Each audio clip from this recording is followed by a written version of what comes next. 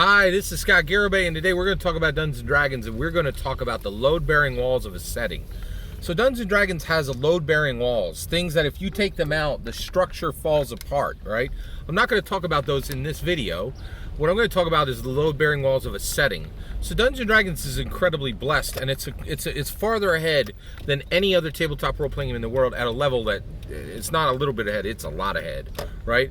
So let's talk about Eberron. So I currently have a Dungeons & Dragons weekly campaign, 2-hour game, run with Legos, that is set in Eberron, okay? And so I've been studying this game, Eberron, closely, right? And you want to know what the load-bearing walls of the Eberron setting are?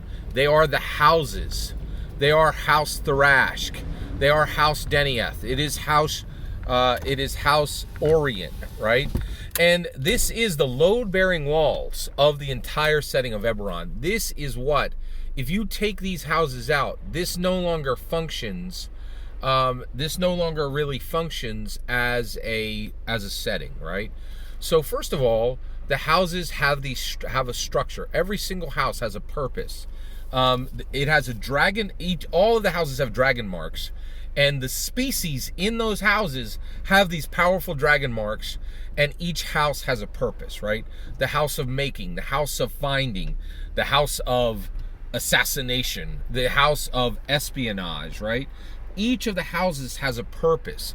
Each of the houses have these magical dragon marks where the nobles of that house, they are born with these magical powers, and it shapes the entire setting.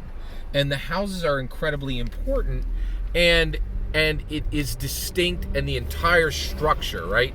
So one of the things, so when you talk about the house, what is the house's purpose, right?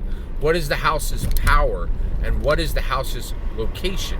Are they in Breland, or are they in Carnath? Are they in the Moorhold, right? And so, and these things, it marinates the entire setting, and it sets the structure of the setting. And when you go to a Dungeons & Dragons setting and you're the dungeon master and you're running it, it is absolutely critical that you understand what the load-bearing walls of the setting itself are, and that you're honoring them and that you're aware of them. And the more that I run in the more that I run in Eberron, I realize I've really got to make sure that I understand what is the relationship of every character, every player character, to those houses. So two of my one of my characters is a noble within House Thrashk. One of them is a noble within House Kundarak. Another one is connected to a sword guild, right? That is not specifically connected to a house. So anyone who's not connected to a specific house, they may be serving multiple houses, right? But the houses define everything within Eberron. And the thing that is a load-bearing wall within a setting is something that is not found elsewhere. Dragonlance, Shadow of the Dragon Queen, right? What defines Kryn? These dragon lances, right? This is a weapon that is designed to kill dragons. And the reason why is dragons are fundamental to that setting, right?